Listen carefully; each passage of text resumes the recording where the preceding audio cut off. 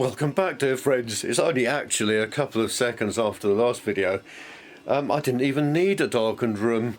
I started getting really excited about adding a separate Arduino Uno just to control Victoria's movements, because in the last video, if you remember, if you've watched it, I discovered to my horror that getting the teensy that's hidden down there, that is playing her voice recording off an SD card, adding all sorts of live filters to it, using some sort of peak filter to open and close her mouth, and sending back all the fret data, well, as it's requested, to the ukulele playing machine, was okay. It could cope with that with its 600 megahertz ARM processor, but also getting it to read from the person sensor up there, and then moving servo motors, 5 servo motors, with stepping them each logarithmically, sort of each 5 milliseconds. It was just collapsing. It could not cope. So it would play the music, but it was completely out of sync with what was going on there, and even her voice, playing the SD card audio file, kept sort of tripping up as well. So I'm very excited because I thought, oh no, not another thing, but I like making stuff, so it's exciting. And anyway, if I'm going to get this working, it's just something I have to do. What I've realised that's gotten me so excited is that the Arduino Uno can keep reading the person sensor, take care of all that. I know it works because that's the first thing I wired it up to see whether it would work, and it shouldn't be too difficult to do because I've got plenty of room underneath there. There's nothing there. So I'm going to take her all to pieces again. I mean, it's silly ever putting her back together thinking, right, this is it, the last time to get everything together. Nah, mate, nah, governor. Because of course I've got the fan to put in as well, and I've got a plan how I'm going to do that and where it's going to go. So I'm going to take it to pieces again. Oh, and I've also moved the wires around to hopefully make room for a little 40mm square fan as well, because then it can draw air in from the inside, blow it up here, which is sealed, and then I can somehow, with a bigger pipe or something, get the air to circulate around the hot bit. Now, the great thing about servo motors is they just have one signal wire, so I have unsoldered them all from the teensy and grouped them. Ooh, don't you just love a nice bunch of wires? And I think I've got everything I need here to connect them up to the Arduino, with even a brown wire which has disappeared. Oh, there it is. There's a brown wire, an extra one that I can use to get the teensy to tell the Arduino Uno, which will fit there, when to start and when to stop moving her face. It's coming together. Thank goodness for hole saws. I've got a 38mm diameter one, which is brilliant because it's exactly the right size for the fan. And I've managed to get it, just having moved the wires around a bit, to get it room for it at the back. Really pleased about that. And obviously drilling in from this side and halfway through and then the other side, you get a perfectly smooth, fair clean hole. I've taken off everything from the teensy, fingers crossed. Now I go yes. Brilliant. Still timing not quite right, but we can sort that out with a bit of luck. Another day, and it's all going terribly, terribly well. I've got the Uno wired in, the Arduino Uno. All lots of lovely wires. It's so satisfying when you get them all sorted out. And I've moved the little potentiometer that I was using to trim the servos and test them and set them up. And I'm going to see whether it actually moves all of her fixtures. Well, that's good. The Uno does work. And it controls, it reads the Grove sensor, person sensor, and sends off all the information to the servos. Really pleased about that, and she blinks and things like that. I forgot to film it, coincidentally. Here's version number 1. Here's version number 2. And here's version number 3. Oh, it's so exciting making wooden kits for things.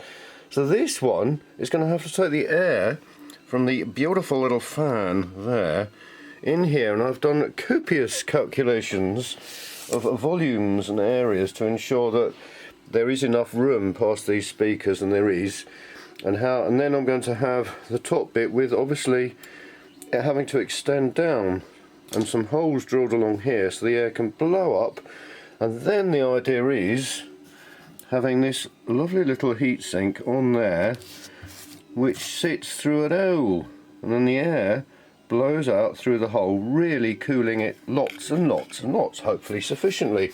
I'll get on and get this assembled and get back to you. I can run everything off a power supply on 12 volts with all the voltage regulators and everything, except for the Teensy and the Arduino Uno, that just both go horribly wrong and do all sorts of strange things when they're connected to the 5 volt supply that supplies everything else. I do not understand why. So, to cut a long story short, some time ago I bought one of those switch mode 12 volt DC regulated power supplies, and I'm going to try using that to run everything. Let me show you. So I can feed that with the 12 volts and the rest of this, and then discover whether with the 5 volt output this will run that. It just seems like it will not work. It doesn't want to share the power off this. Oh, but first of all I'll try and make a similar plug up for the Uno just to make sure that both of these work, because if you remember, Uno is now doing her head movements. I've just realised I'm really happy. It sounds silly, but this project is making me really happy. Just pootling around, solving little problems at a time, and having got most of it working now. It's just really enjoyable. I've got a comedy on the telly, because I remember hearing on the radio that watching a funny, entertaining programme makes you 20% happier. So I'm doing that, and it's just lovely. I'll get on with it, with a smile on my face.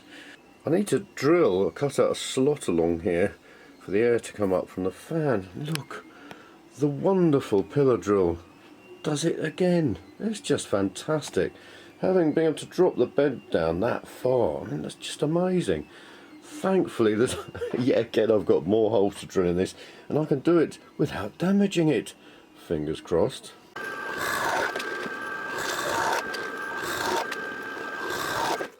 When I've got these drilled out, I can now use a knife or a scalpel or something, just join them all together without causing any more damage. That's the great thing about using one of these flat bits. It's far less likely as it goes narrow to suddenly unnoticeably ruin the back. So I've had a bit of red felt just to seal the bottom. That's all sealed beautifully. That's nice. There's the heatsink that self-adhesives itself onto the back of the chip. It's not actually for this one, it's for something else, but hopefully it'll do. And then the back goes on like so. That looks nice, looks lovely. And the air can come straight up here, around everything, and then come up and leave through this hole. As I said before, hopefully I've calculated everything to be the right size, and that'll still look fine from the front. I know I just wanted it on two things, but I mean, what's that between friends, a little bit of wood there. That's absolutely fine. So the actual camera itself, the person centre, is still exactly the same as it was before. That's gone together nicely. I'm pleased with that, considering how much it's changed from the original design. Slowly got more and more complicated, but I think that's going to be really good. So we'll plug it in and see just how noisy it is. Right, the moment of truth. We'll plug the 12 volt in. So that starts that up. Oh, I can hear the fan, but not very loudly actually. There's the lovely flickering lamps and the footlights that would be out here. That's really quite quiet. Oh, that's nice. There's a really nice, constantly cool breeze coming out here. Manual tune. Yeah. So that's great. So it's all working. It's all coming together. That is most exciting. So my next job now, I'm really pleased, and I do love the way these candles with the mesh sort of give them a sort of cross effect, which is lovely. Yeah, and you can even see, look, with the lights from the footlights, that there's a shadow. Her head casts the shadow perfectly, so it doesn't go anywhere near the camera, which I'm also very pleased about. It'll be a much bigger shadow once I put her hair on. Right, next job, sort out a 5 volt supply that's built into this, because this is ridiculous. I've got to get that sorted out. But things are looking good. Ziggy's looking good. I think it might be time for a walk. what a pain! The BCD5A buck converter doesn't work. Oh, modern fangled gadgetry, I tells you.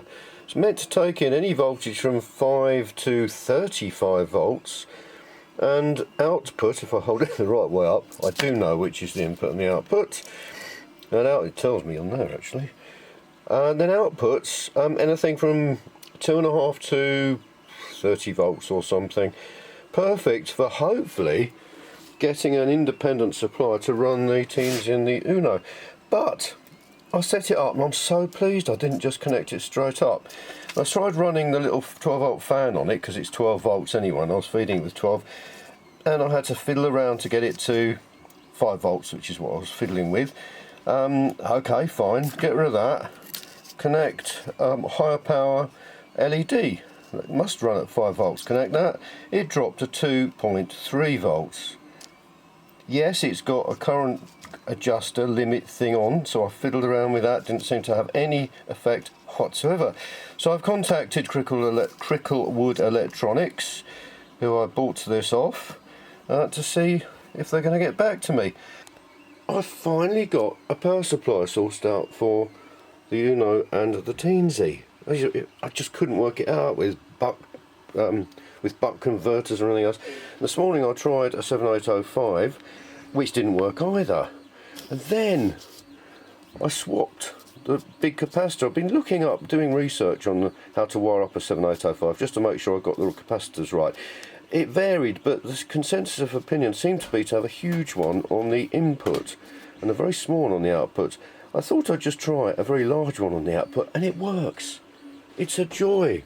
So all I've had to do is, the easiest one I found was to solder a 2200 microfarad capacitor electrolytic onto the bit of variable and screw it into that space that's left, and just join it up to the 5 volt side, and it works.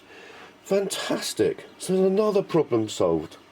So the moral of the story is, put a really big capacitor on the output of your voltage regulator. I'm just addressing the elephant in the room, which is her singing going out of time with the ukulele playing. It didn't used to, but it started. It's not surprising because I've made so many changes about how the data's moving and where it's stored. So I've just written a couple of lines of code so that when it starts playing it records the start millis time, and then just records every time it receives data, so I can find out how long it lasted. And I take the last one, the first one away from last, and I'm left with the total number of milliseconds that the tune has taken to play. And look, there's 3 milliseconds different. I'm so thrilled with that result, because that means I can record this on my little sound recorder, put it onto the computer above her voice track, and then line it all up again. I think I did it once before when we first started, because I noticed there were some discrepancies. But hopefully I've now corrected all of the discrepancies and kept the timing consistent, which has meant that it's all wrong again. So I'll get that done. It's slowly coming together. Breaking news, her eyes have stopped working. What? Everything else seems to be working, and I noticed she'd stopped blinking, and then I noticed that her eyes had stopped moving around, followed by her head's still moving. So I've gone through the Uno sketch and got the little potentiometer there so I can adjust them, and discovered that all 3 servo motors that work her eyes and blinking, none of them are moving. First thing, because I had to replace that first one, I'm hoping it is very unlikely that all 3 have gone wrong and stopped working. So I'm going to take the heat shrink sleeve off that I put on last time and check that they have got a voltage supply, because this is very odd that all 3 should stop. Right, taking voltage measurements, 4.92 volts. So that's fine, that's happily within the working range. You can see her head's moving and everything else is working, but no eyes. So, this is doing my head in, because the servo motor isn't receiving any signals. It's just 0 volts. It's not. It should be jumping up, not little pulse width modulated output. Nothing. I think I may have discovered the problem. This project is something else. It's absolutely crazy. I suddenly noticed, because look, I'll show you, that I'd included the library PWM servo, which is not pulse width modulation, I don't think. It was for the Teensy, written by what's his name. That's why it had all worked on when I was using the Teensy to run everything. The iServos were working, and I realised last night, wouldn't it be nice to sleep, that the ice hadn't worked since I'd switched over to using the Uno.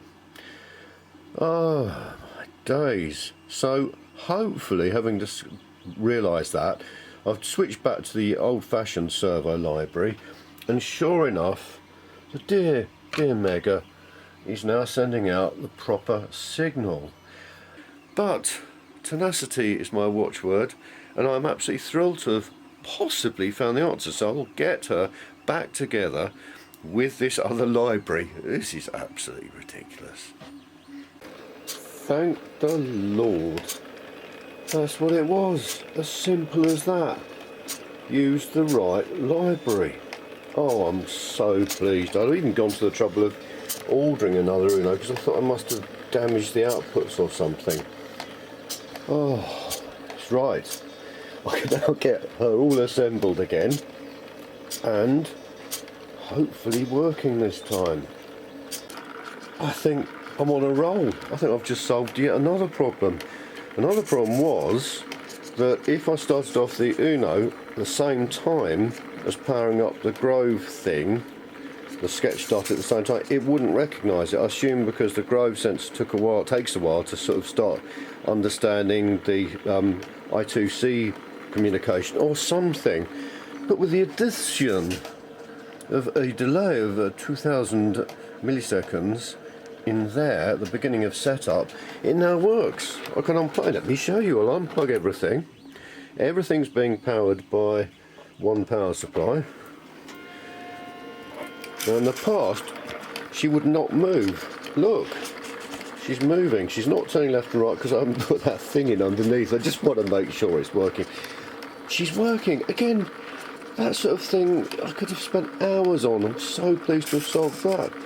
And last night I sat hunched over a hot computer like you do, sorting out the timing, getting the song, my wife singing it, properly in time with the timing of the frets, because I've changed them and made so many improvements to it. So I've got that done, and that meant I could actually put the new copy on the SD card in there while it was all apart. I've finally got the timing sorted out. Having ummed and ahed, I've got 3 processors to choose from to program now. One of 3. I went with the Mega that's in there, that's controlling everything, sort of sending the messages. And I found where it actually, between each note, the first time round, if she's not singing, tells us she's singing, sends a message to start singing. That is where the magical delay goes. I was starting to think that I'd lost the plot and it just wasn't possible. Impossible. Don't know why. Impossible. But it's going very well today, having solved all sorts of problems. Okay, so play melody, and it's got the little introduction first.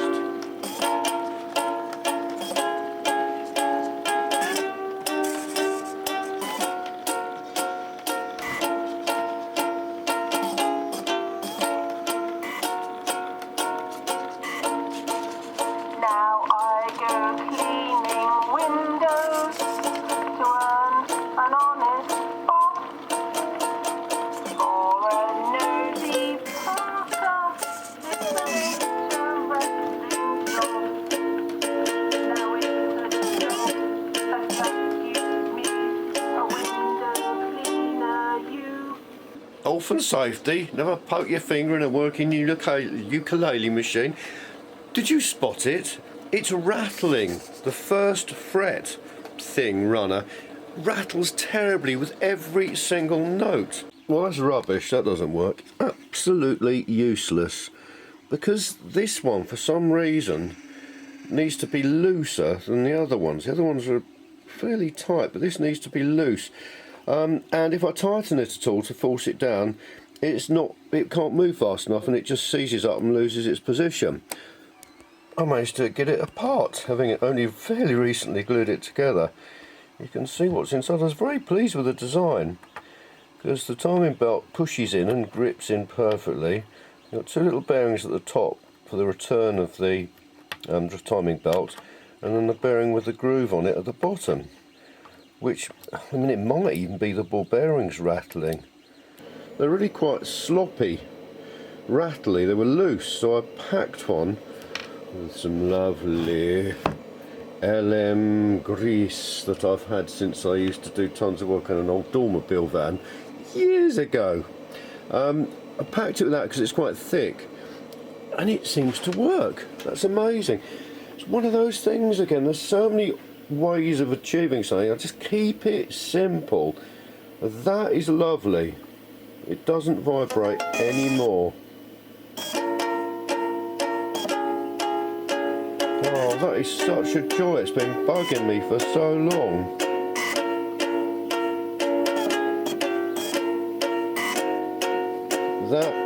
That one still is. Time for some more grease. I think that's a really good place to stop. It's been a really successful time. I've solved so many problems. Fantastic.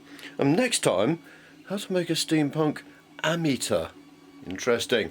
But I think this week we'll play out with Victoria singing. I haven't got everything finished yet. And when I'll do a separate, I think, just a nice video of her singing the whole thing. But for now, let's see what she can do.